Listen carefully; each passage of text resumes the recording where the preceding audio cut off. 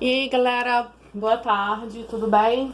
Então, vamos dar uma aula pra vocês diferente, né? Assim, essa aula interativa, não tão interativa, né? Quer dizer, e que vai ser continuação, sim, do trabalho que a gente está fazendo em sala de aula.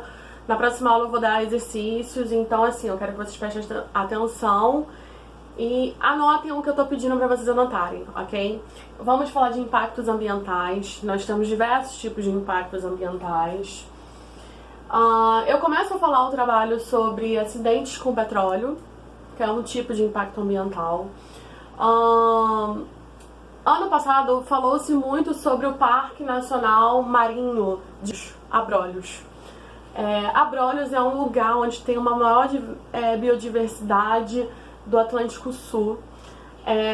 Aqui essa figura são corais, e aqui nós temos uma biota, uma fauna e uma flora bem específica que se encontra ali e que é berço para muitas espécies, como por exemplo a baleia jubarte, que vai para Abrolhos, se refugia lá para amamentar e reproduzir. Então, assim, é uma área específica, um local específico bem diverso e com uma função enorme.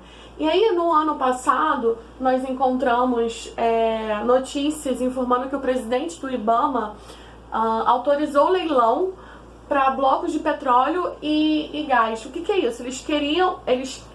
Na verdade, a intenção era disponibilizar aquela região próxima a Abrolhos para buscar petróleo, entendeu? Só que isso contrariando os próprios técnicos do IBAMA.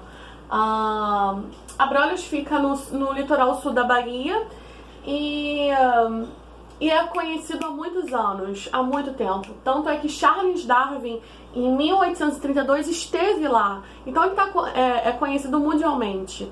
E aí nós temos uma área de preservação ambiental que deveria estar preservada, que é um refúgio de inúmeras espécies, sendo ameaçada. E aí um dos impactos que poderia ocorrer lá é através de impactos com petróleo, né? Como? Se por um acaso aquilo dali vai ser uma área onde vão ter embarcações, vão ter navios, vai ter plataforma para busca de petróleo, isso tudo pode vazar, né? Esse petróleo pode vazar. E vazando, o que vai ocorrer? A contaminação daquela água, daquela região.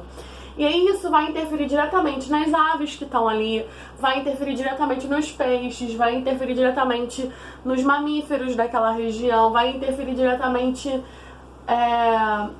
no homem. Como? Aquele óleo vai estar ali por cima, né? E o que vai acontecer?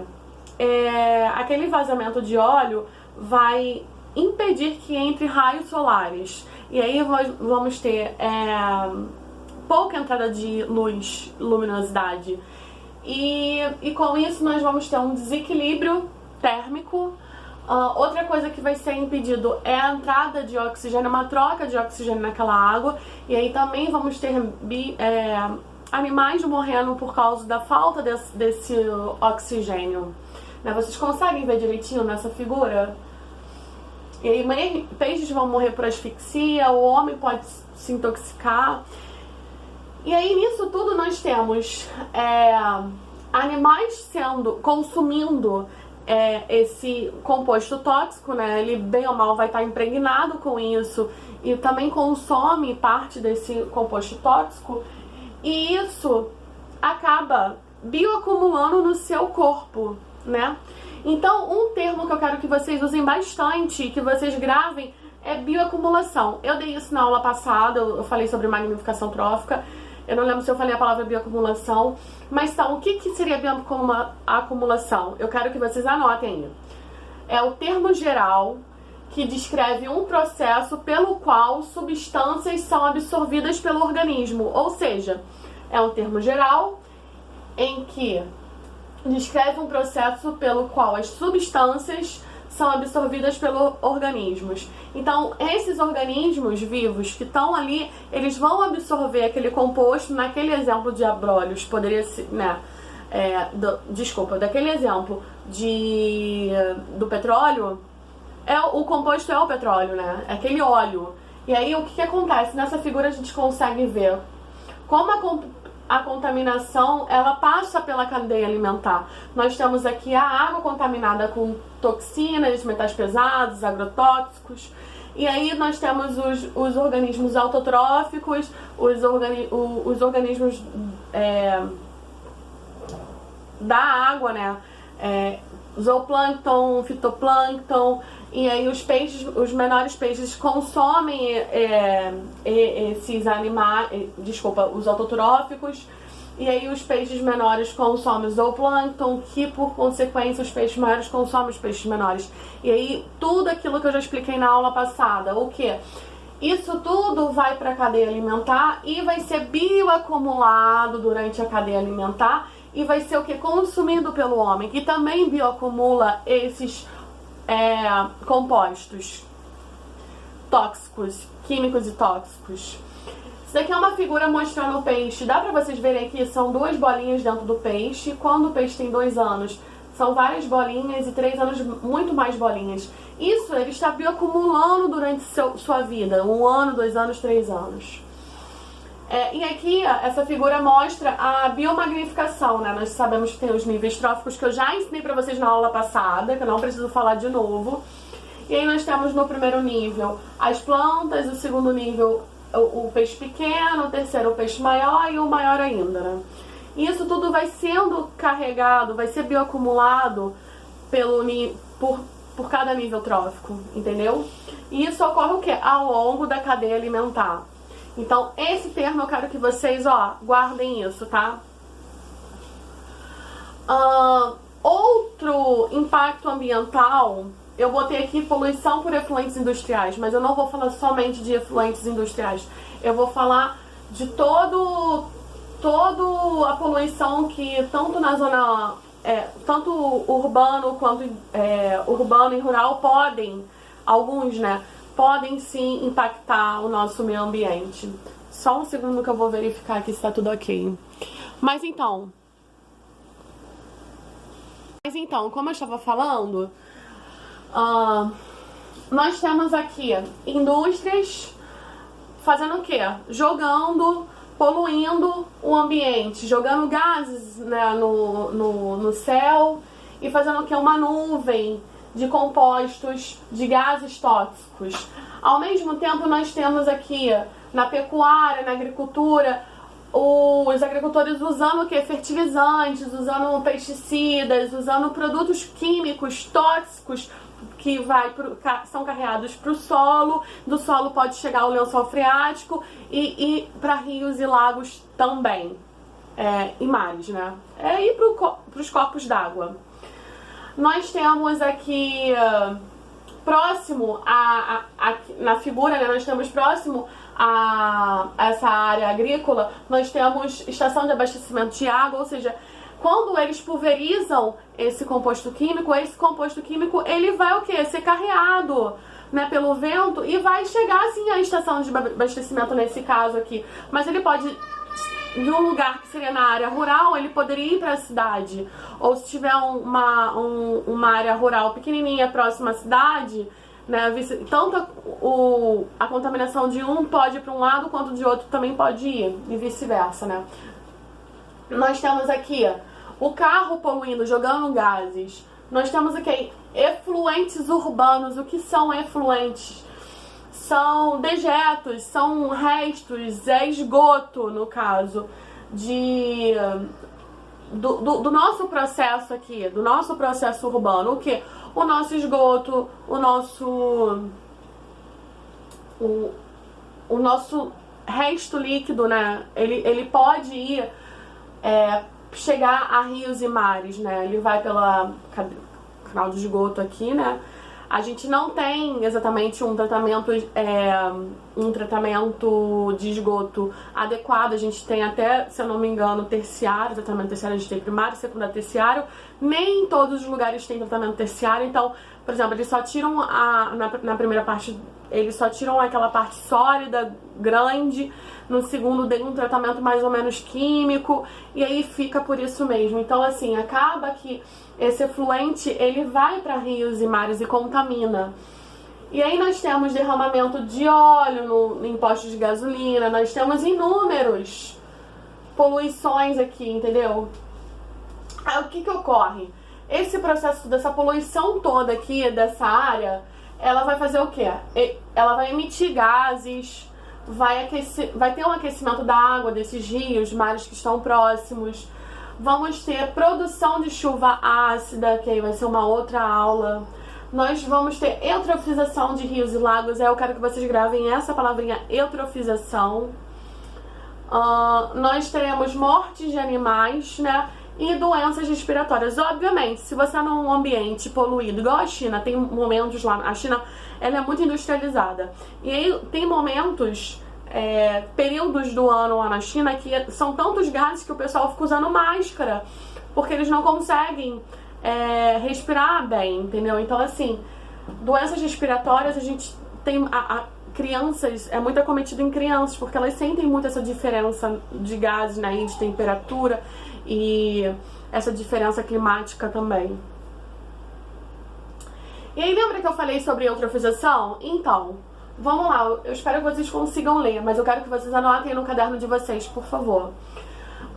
Eutrofização consiste no aumento de nutrientes como nitrogênio e fósforo em um ecossistema aquático.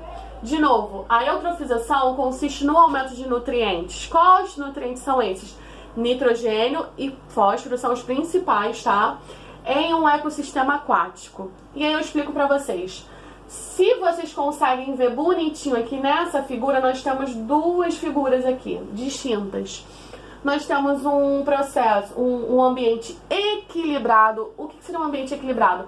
Nós temos uma ação normal, antrópica, ou seja, uma ação do homem normal, sem poluir muito, mais ou menos naquele equilíbrio. E aí nós temos quantidade de nutrientes no corpo d'água, no nível comum, assim, equilibrado. Nós temos alguns nutrientes, nitrogênio, fósforo, nutrientes normais. E nós temos algas nessa água. E nós temos o consumo de oxigênio, tanto para as algas, assim como o consumo de oxigênio para os peixes. E isso é equilibrado. Porém, num ambiente que ocorre eutrofização, nós temos o quê? Um ambiente em desequilíbrio. Por quê? O esgoto não tratado pela gente é jogado nos corpos d'água, os fertilizantes, aquilo tudo que eu expliquei acaba o quê? Indo para os corpos d'água. E o que ocorre? Se você tem uma oferta de nutrientes para aquelas algas, elas vão consumir e vão o quê?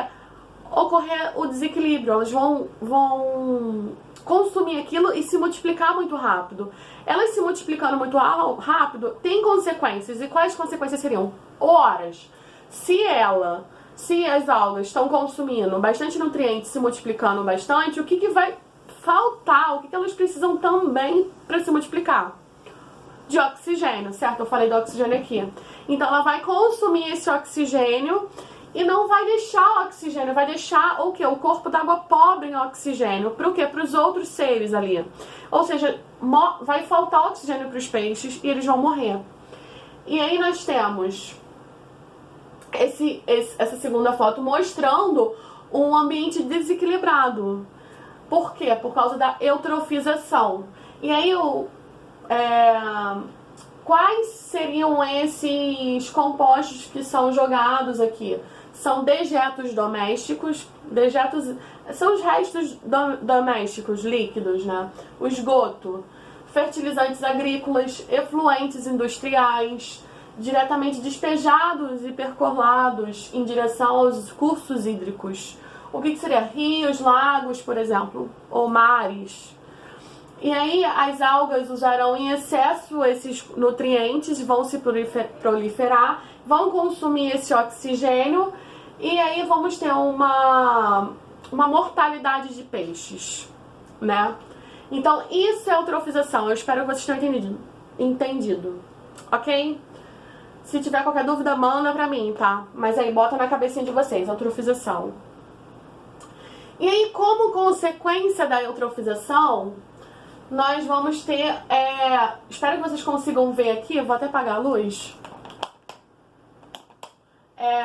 Na figura, é tipo aqui é mar, aqui deve ser alguma lagoa ou rio, tomada por essa gosma verde, né? São algas.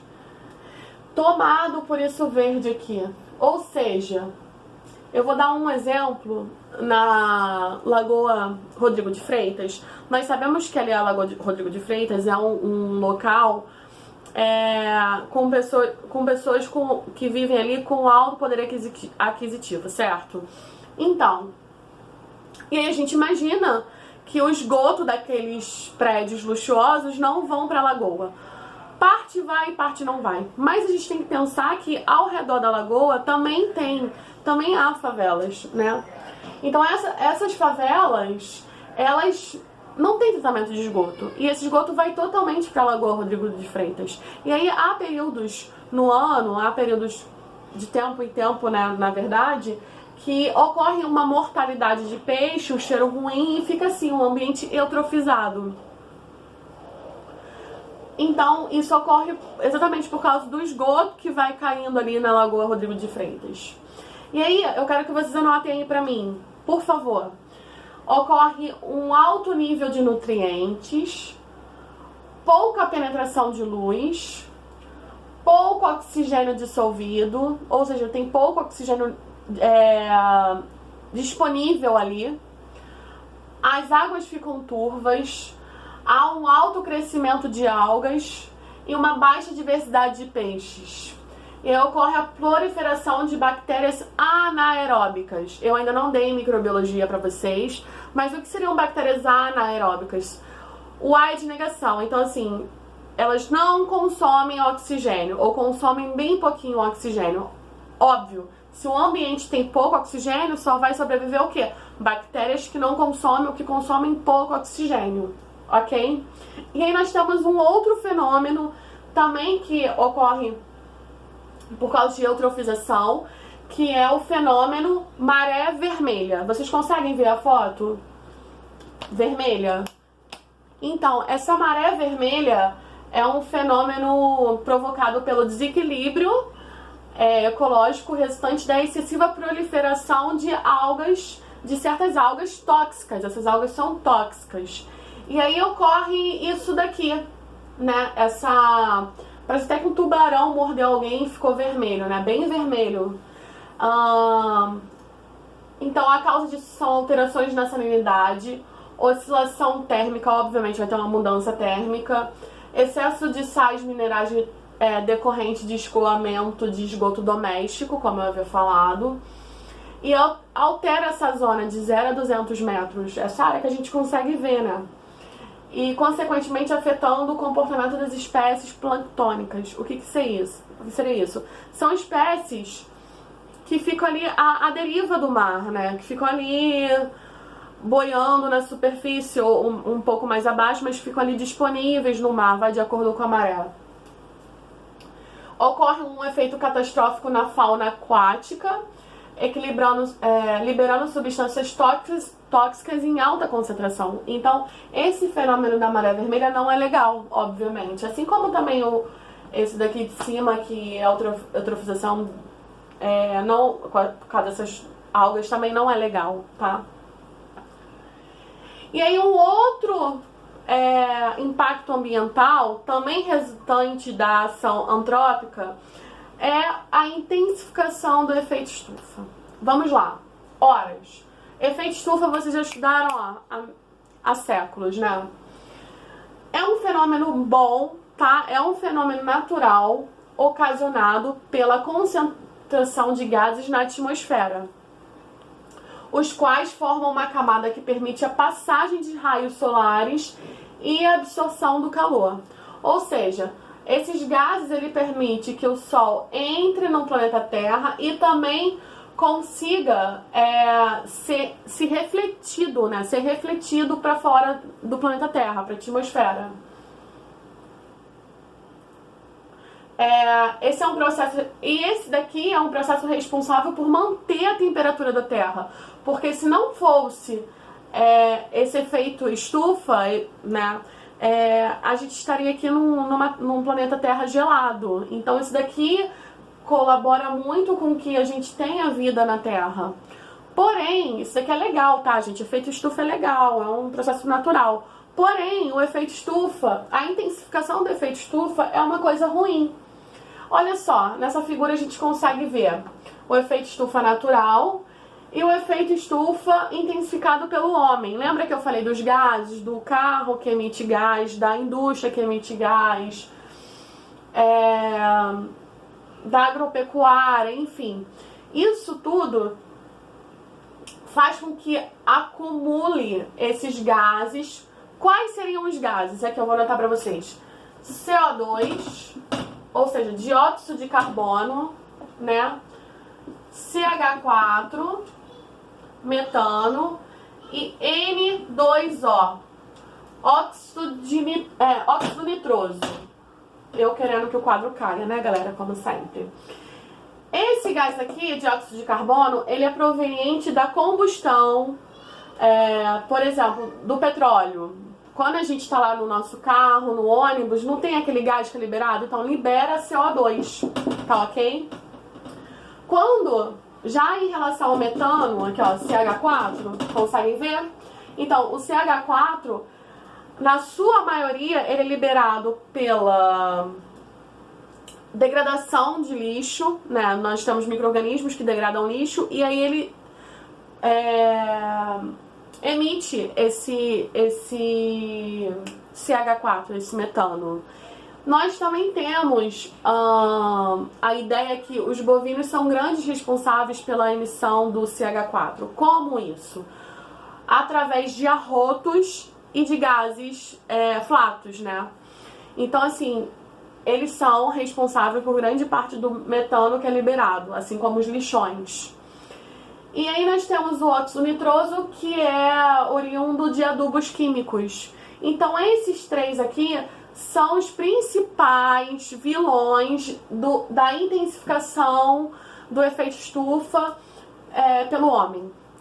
Nós sabemos que o planeta Terra precisa de ajuda, nós sabemos que há inúmeros acordos internacionais para diminuir a emissão de gases, mas a gente ainda está nesse corre-corre, né? Porque tem grandes países como os Estados Unidos que não querem entrar em acordo com a comunidade mundial. Porque como eles emitem muito, eles produzem muita coisa, então eles precisam da indústria para ter dinheiro, então eles não têm, né, na política deles, eles não têm uma visão de diminuir a emissão desses gases. E é uma grande guerra entre Estados Unidos, às vezes China e outros países. Tá ok? Entenderam? Então, quais são os principais vilões, os principais gases que intensificam o efeito estufa? Dióxido de carbono, metano e óxido nitroso. E aí, gente, vamos lá. Como que ocorre isso? Presta atenção em mim, vamos lá. Dorme não, vamos lá. Nós temos aqui o planeta Terra. Numa situação normal, nós temos o quê? Aqui o Sol. E ele vai o quê? Quer dizer, o Sol, o quadro tá quase caindo em mim, né? Ele vai o quê? Emitir raios solares para o planeta Terra. E aí volta para a atmosfera. Porém, quando a gente tem a intensificação, a gente tem a intensificação desses gases, né? A liberação muito desses gases vai formar uma camada aqui. E essa camada não permite com que até vai entrar, mas não vai sair, não vai refletir. Isso vai ficar aqui. esses raios vão ficar aqui, né? Esse calor total vai ficar aqui. Espero que vocês tenham entendido o desenho, tá? E aí, nós vamos ter impactos. Quais seriam? Derretimento das calotas polares, aumento do nível dos oceanos, proliferação de insetos e extinção de seres, né? De seres sensíveis. Óbvio, se você vai ter uma intensificação de luz, né, de calor dentro do planeta Terra, vai aumentar a temperatura. Se vai aumentar a temperatura, provavelmente aonde tem as calotas polares vai ter um derretimento, né? E tendo esse derretimento, obviamente você vai ter o quê? Cidades sendo inundadas, né? Cidades que vivem mais abaixo do mar vai aumentar o nível de água, né? E aí elas não vão aguentar, obviamente, não estão preparadas para isso. Vamos ter secas.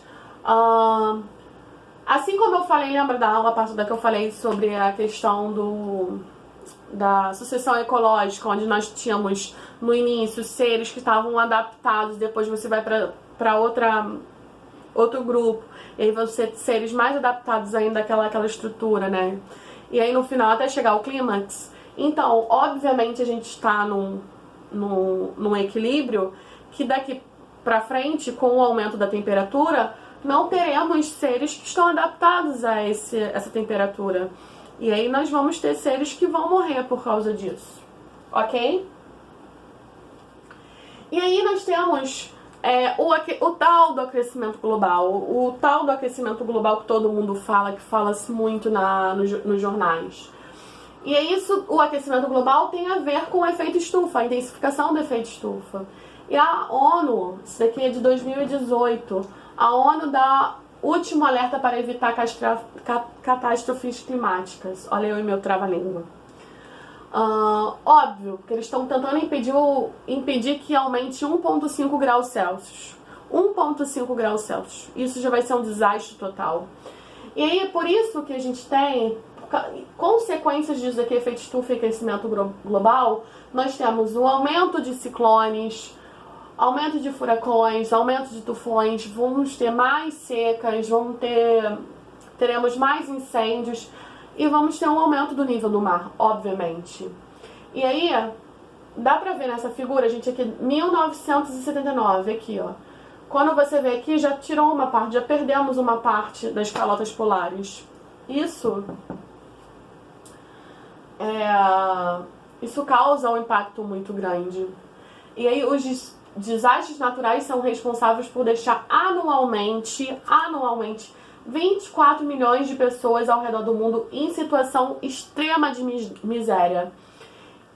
Por isso que a ONU, por isso que países sérios estão tentando realmente entrar em acordo e diminuir a emissão desses gases. Bem, gente, eu dei essa aula, eu espero que vocês consigam ver tudinho, eu espero que esteja legal aí.